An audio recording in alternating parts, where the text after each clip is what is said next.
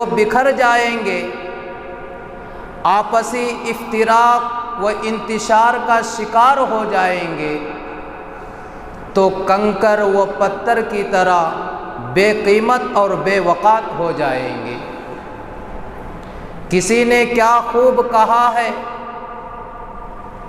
یہ ساگر وہ شیش وہ لال وہ گوہر سالم ہو تو قیمت پاتے ہیں، یوں ٹکڑے ٹکڑے ہوں تو فقط چبھتے ہیں، لہو رلواتے ہیں۔ یہ دشمنوں نے بھی اسی ترکیب کو اپنایا ہے۔ آج کسی سنی جماعت کو جب غیر ٹوٹ پڑتے ہیں ان پر مارنے کے لیے تو تبلیغ والے خوش ہوتے ہیں، جب تبلیغ والوں پر پٹائی ہوتی ہے تو سنی والے خوش ہوتے ہیں، جب دشمن پر حملہ ہوتا ہے تو بغل والا دیکھ کر خوش ہوتا ہے۔ اندر جو اختلافات پیدا ہو رہے ہیں، جو لڑائیاں ہو رہے ہیں، اور ہمارے آپس کے اندر جو بگاڑ پیدا ہو رہا ہے، اور دنیا کے اندر ہمارے ماحول میں جو بگاڑ پیدا ہو رہا ہے، اس کی اصل وجہ یہی ہے کہ ہم نے آپس میں اختلافات کو ہوا دینا شروع کر دیا ہے۔ السلام علیکم۔ ہمارے بھائی کا ایک چینل ہے جس کا نام یسر ہے، تو میں آپ لوگوں سے گزارش کرتا ہوں کہ آپ ہمارے بھائی کے ویڈیوز دیکھیے، چینل کو سبسکرائب کیجئے، لائک کیجئے، ویڈیو کو شیئر کیا کیجئے۔ آپ لوگ ہمتیں بڑھائیں، اچھے کام کرنے والوں کی ہمتیں آپ بڑھائیں گے تو یہ انشاءاللہ اور اچھا کام کریں گے، ٹھیک ہے؟ السلام علیکم۔ ہے علماء دیوبند اسلام کے غمخوار ہے، علماء دیوبند آقا کے وفادار ہے، علماء دیوبند اسلام کے غمخوار ہے، علماء دیوبند۔ السلام علیکم ورحمۃ اللہ وبرکاتہ۔ ناظرین، اگر آپ ہمارے چینل میں نئے ہیں تو ہمارا چینل یسر چینل کو سبسکرائب کریں اور بیل آئیکن کو دبائیں تاکہ نئے نئے ویڈیو اپلوڈ ہوتے ہی آپ تک نوٹیفیکیشن کے ذریعے پہنچ سکیں۔ الحمد للہ رب العالمین، والصلاة والسلام على رسوله الكريم، أما بعد،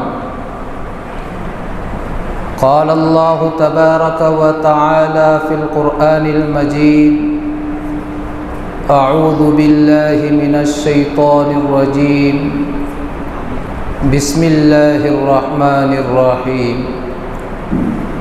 واعتصموا بحبل الله جميعا ولا تفرقوا واذكروا نعمة الله عليكم إذ كنتم أعداء فألف بين قلوبكم فأصبحتم بنعمته إخوانا وكنتم على شفا حفرة من النار فأنقذكم منها كذلك يبين الله لكم آياته لعلكم تهتدون۔ صدق الله العظيم۔ رب اشرح لي صدري ويسر لي أمري واحلل عقدة من لساني يفقهوا قولي۔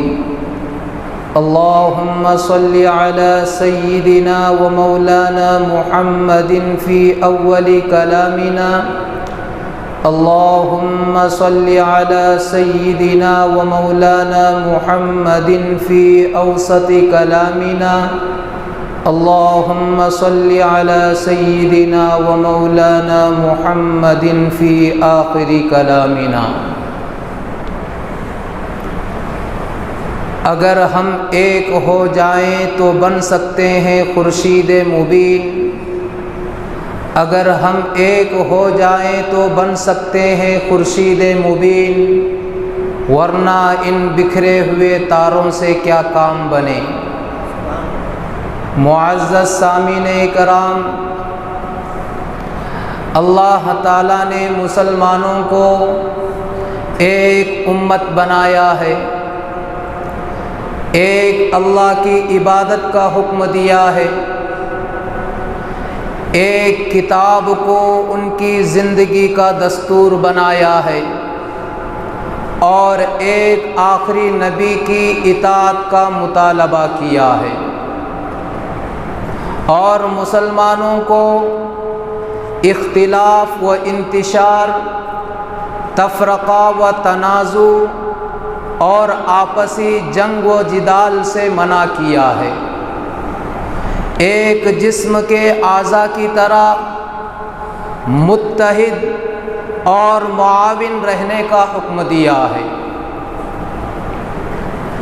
مسلمان جب تک اللہ کے اس حکم پر عمل کرتے رہیں گے، تسبیح کے دانوں کی طرح مقدس، مربوط اور مضبوط رہیں گے، تو وہ موتی کی طرح قیمتی رہیں گے۔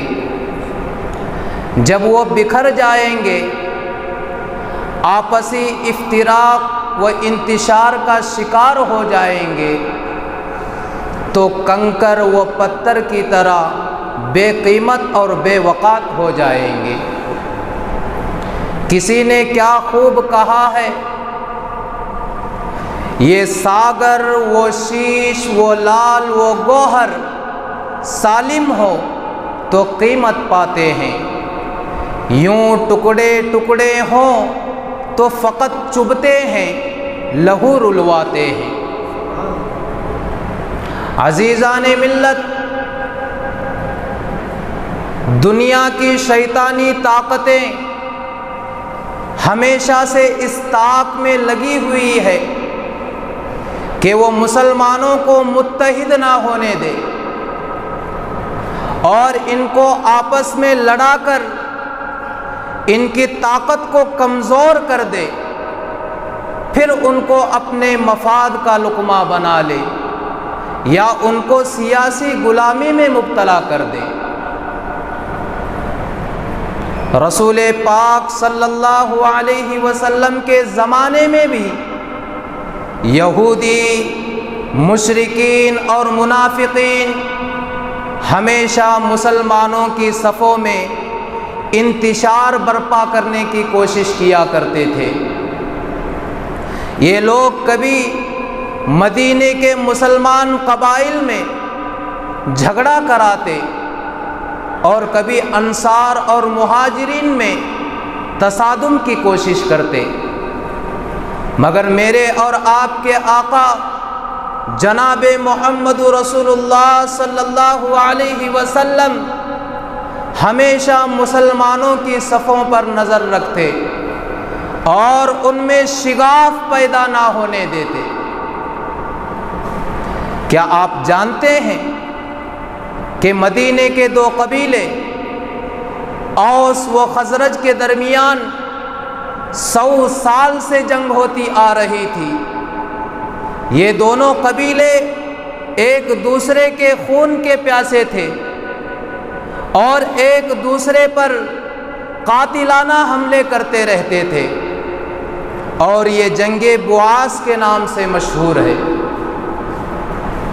مگر رسول پاک صلی اللہ علیہ وسلم نے ان دونوں قبیلوں کو کلمہ اسلام پر متحد کر دیا اور ان کی دشمنیاں بھلا کر ان کے دل جوڑ دیے۔ مگر یہودیوں کو ان دونوں قبیلوں کا مل جانا اور اسلام کے زیر سایہ بھائی بن جانا گوارا نہ ہوا۔ چنانچہ ایک یہودی شماس بن قیس نے ایک دوسرے یہودی کو آمادہ کیا، اکسایا کہ جب یہ دونوں قبیلے ایک ساتھ بیٹھے ہوں تو کسی ترکیب سے جنگ بواس کا تذکرہ چھیڑ دے۔ چنانچہ ایک موقع پر یہ دونوں قبیلے اوس و خزرج کے قبائل موجود تھے، تو اس یہودی نے موقع کو غنیمت جانا اور جنگ بواس کے اشعار سنانا شروع کیا۔ اشعار کا سننا تھا کہ دونوں قبیلوں کے دلوں میں دشمنی کی بجھی ہوئی آگ پھر بھڑک اٹھی اور دونوں ایک دوسرے سے پہلے زبانی پھر ہتھیاروں سے لڑنے پر اتر آئے۔ اسی دوران میرے اور آپ کے آقا جناب محمد رسول اللہ صلی اللہ علیہ وسلم صحابہ کی ایک جماعت لے کر وہاں آ پہنچے اور فرمایا، اے مسلمانوں کی جماعت، میں تمہارے درمیان ابھی موجود ہوں، پھر یہ جاہلیت کی پکار کیسی؟ اللہ تعالیٰ نے تم کو جاہلیت سے نکال کر اسلام کی روشنی عطا کی ہے۔ اسی واقعے کی طرف میں نے جو خطبے میں سورہ آل عمران کی آیات تلاوت کی ہے اشارہ کیا گیا ہے، اور قرآن کریم نے مسلمانوں کو مزید ہدایت کی ہے، وَأَطِيعُوا اللَّهَ وَرَسُولَهُ وَلَا تَنَازَعُوا فَتَفْشَلُوا وَتَذْهَبَ رِيحُكُمْ وَاصْبِرُوا إِنَّ اللَّهَ مَعَ الصَّابِرِينَ، اور اللہ اور اس کے رسول کی اطاعت کرو، آپس میں جھگڑو نہیں، ورنہ تمہارے اندر کمزوری پیدا ہو جائے گی، صبر سے کام لو، یقیناً اللہ صبر کرنے والوں کے ساتھ ہے۔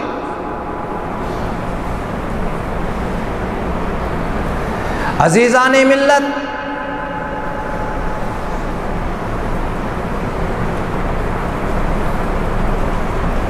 آج مسلمانوں کے اندر جو اختلافات پیدا ہو رہے ہیں، جو لڑائیاں ہو رہے ہیں، اور ہمارے آپس کے اندر جو بگاڑ پیدا ہو رہا ہے،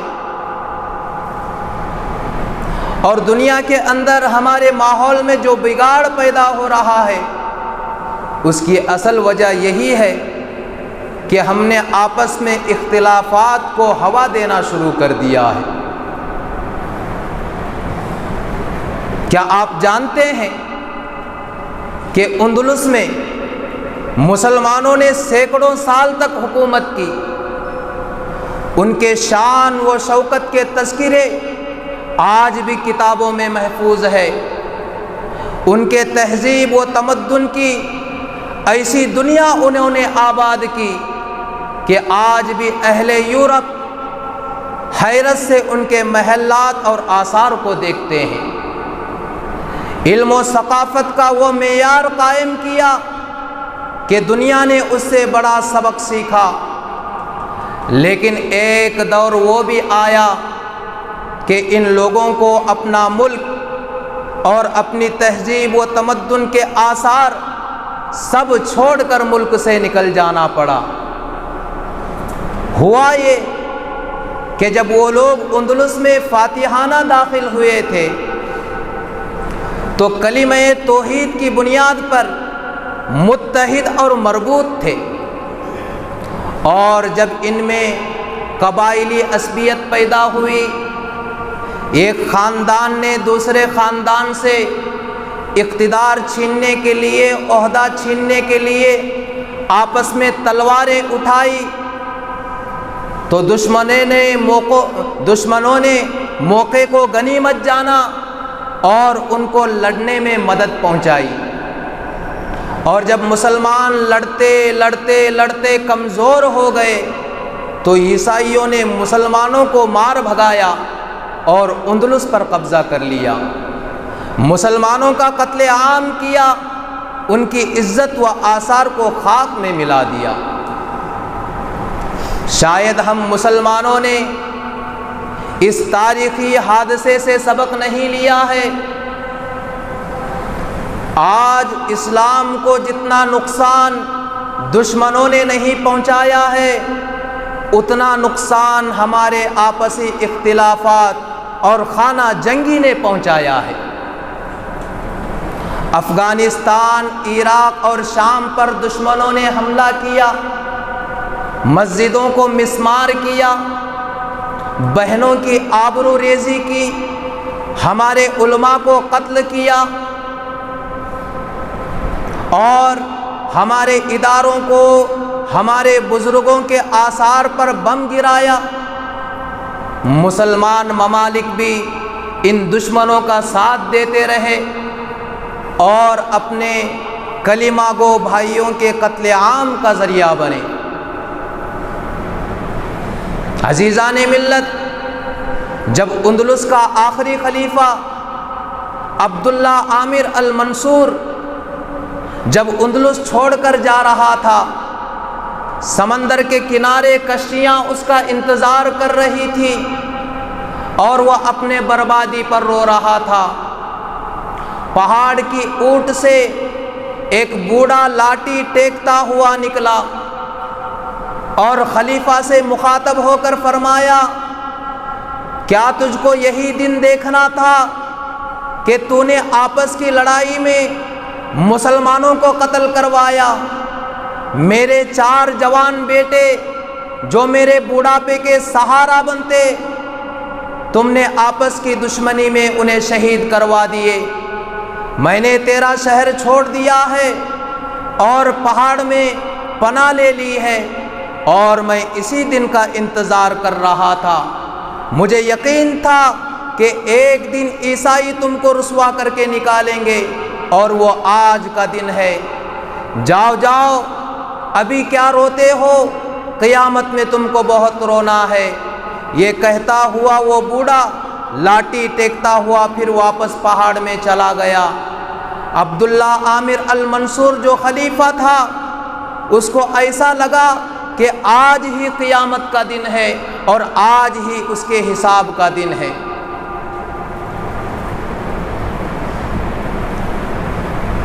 ایک لطیفہ یاد آیا کہ ایک بادشاہ، ایک وزیر، ایک حجام شکار کے لیے جنگل میں نکلے۔ جب جنگل میں نکل رہے تھے تو دیکھا کہ کھیت میں اچھی فصل آئی ہے چنے کی۔ اب بادشاہ کو دل ہوا کہ چنا توڑ کر کھا لوں، تو اس نے وزیر سے کہا کہ مجھے چنے کھانے کی خواہش پیدا ہو رہی ہے۔ تو وزیر نے کہا کہ بادشاہ سلامت، یہ کون سی بڑی بات ہے کہ میں ابھی نکال کر دیتا ہوں۔ تو وزیر کھیت کے اندر گیا اور چنے کے درخت نکالے اور بادشاہ کو نکال کر دیتا رہا۔ بادشاہ کھاتا رہا اور ساتھ میں وزیر بھی کھا رہا ہے، حجام بھی کھا رہا ہے۔ جب اس کھیت کا مالک جب وہاں آیا کو دیکھتا ہے کہ یہ تینوں لوگ میرے کھیت کو تباہ و برباد کر رہے ہیں، لیکن مالک سوچنے لگا میں ان کو کہہ بھی نہیں سکتا کہ وقت کا بادشاہ ہے، یہ وزیر ہے۔ لیکن اس مالک نے ایک ترکیب چلائی کہ کسی بھی طرح میں ان کو سزا بھی دوں اور میری فصل بھی بچ جائے۔ تو چنانچہ اس مالی نے ایک ترکیب بنائی، اس نے ڈنڈا لیا اور سب سے پہلے حجام پر ٹوٹ پڑا۔ حجام کو مارنے لگا یہ کہتے ہوئے کہ وہ تو ہمارے بادشاہ ہے اور وہ وزیر ہے، وہ میرے کھیت سے کھا سکتے ہیں، لیکن تو حجام تیری مجال کیسی کی تو میرے کھیت سے کھا رہا ہے۔ یہ کہتا ہوا اس حجام کی اتنی پٹائی کی، اس کی پٹائی ختم ہو گئی، اس کو سائیڈ میں بٹھا دیا۔ پھر دوسری باری آئی وزیر کی۔ اب وزیر کو پکڑا کہ وہ تو ہمارے بادشاہ ہے، وہ میرے کھیت سے کھا سکتے ہیں، تیری کیا مجال ہے، تو نے ہاتھ کیوں ڈالا؟ اب وزیر کی پٹائی کی۔ جب حجام کی پٹائی ہو رہی تھی تو وزیر دیکھ کر مسکرا رہا تھا، اور جب وزیر کی پٹائی ہو رہی تھی تو بادشاہ دیکھ کر مسکرا رہا تھا۔ جب وزیر کی پٹائی ہو گئی تو وزیر کو بٹھا دیا، پھر اس کے بعد بادشاہ کو ہاتھ لے لیا۔ تو ہمارا بادشاہ ہے، تو ہمارا انصاف کرنے والا ہے، اور تو میرے کھیت سے چوری کر کر کھا رہا ہے، تو بادشاہ کے قابل نہیں ہے۔ پھر وہ مالی نے بادشاہ کی بھی پٹائی کی۔ تو عزیزان ملت، کہنے کا مقصد یہ ہے کہ آج مسلمانوں کے دشمنوں نے بھی اسی ترکیب کو اپنایا ہے، آج کسی سنی جماعت کو جب غیر ٹوٹ پڑتے ہیں ان پر مارنے کے لیے تو تبلیغ والے خوش ہوتے ہیں، جب تبلیغ والوں پر پٹائی ہوتی ہے تو سنی والے خوش ہوتے ہیں، جب دشمن پر حملہ ہوتا ہے تو بغل والا دیکھ کر خوش ہوتا ہے، جب شورا پر حملہ ہوتا ہے امارت والے خوش ہوتے ہیں، امارت والے پر حملہ ہوتا ہے تو شورا والے خوش ہوتے ہیں۔ یہ ترکیب اپنا کر آج دشمنان اسلام مسلمانوں کی طاقت کو کمزور کر رہے ہیں، لیکن اس ترکیب کو مسلمان سمجھنے کے لیے تیار نہیں۔ اللہ تعالیٰ نے فرمایا وَإِنَّ هَذِهِ أُمَّتُكُمْ أُمَّةً وَاحِدَةً وَأَنَا رَبُّكُمْ فَاتَّقُونِ، بے شک تمہاری امت ایک امت ہے اور میں تمہارا رب ہوں تو تم مجھ ہی سے ڈرو۔ مگر آج وہ دور آیا ہے کہ مسلمان اللہ سے ڈرنے کے بجائے دشمنان اسلام سے، اسلام کے دشمنوں سے خوف زدہ ہو کر ڈر کر خود بعض مسلمانوں نے رسول اللہ کے امت کے ٹکڑے کر دیے ہیں۔ عزیزان ملت، آج مسلمانوں میں داخلی طور پر خاندان اور قبیلے کی منافرت پھر زندہ ہو گئی ہے، مسلک اور قومیت کی جنگ پھر ابھر رہی ہے، پارٹی اور جماعت کی رساکشی پھر شروع ہو گئی ہے، اور برادری وادی نے زور پکڑ لیا ہے۔ اسلام کے مخالف طاقتوں نے ان اختلافات کو ہوا دینا شروع کر دیا ہے۔ ہم مسلمانوں کو رسول پاک صلی اللہ علیہ وسلم کی یہ حدیث یاد رکھنی چاہیے، المؤمن للمؤمن کالبنیان یشد بعضہ بعضا، کہ ایک مومن دوسرے مومن کے لیے دیوار کی طرح ہے جس کی اینٹیں ایک دوسرے کو تقویت پہنچاتی ہے، طاقت پہنچاتی ہے۔ اللہ تعالیٰ نے مسلمانوں کو حبل اللہ یعنی اللہ کی رسی کو تھامنے کے لیے متحد ہونے کا حکم دیا ہے۔ اللہ کی رسی قرآن کریم ہے، ہماری اتحاد کی بنیاد ہے۔ قرآن کریم قیامت تک کے لیے ہماری رہنما ہے اور ہماری زندگی کا دستور ہے۔ قرآن کریم اور اسوہ رسول کو چھوڑ کر امت کے اندر اتحاد کی کوشش کرنا فضول ہے۔ ایسا اتحاد نہ مطلوب ہے، نہ پائیدار ہے اور نہ ہی اس میں برکت ہے۔ اللہ تعالیٰ سے دعا ہے کہ اللہ تعالیٰ امت مسلمہ کو اتحاد کی قوت عطا فرمائے۔ آمین و آخر دعوانا ان الحمد للہ رب العالمین۔ جو حضرات سنت نہیں پڑھی ہیں وہ سنت پڑھ لیں۔ السلام علیکم۔ ہمارے بھائی کا ایک چینل ہے جس کا نام یسر ہے، تو میں آپ لوگوں سے گزارش کرتا ہوں کہ آپ ہمارے بھائی کے ویڈیوز دیکھیے، چینل کو سبسکرائب کیجئے، لائک کیجئے، ویڈیو کو شیئر کیا کیجئے۔ آپ لوگ ہمتیں بڑھائے، اچھے کام کرنے والوں کی ہمتیں آپ بڑھائیں گے تو یہ انشاءاللہ اور اچھا کام کریں گے۔ ٹھیک ہے، السلام علیکم۔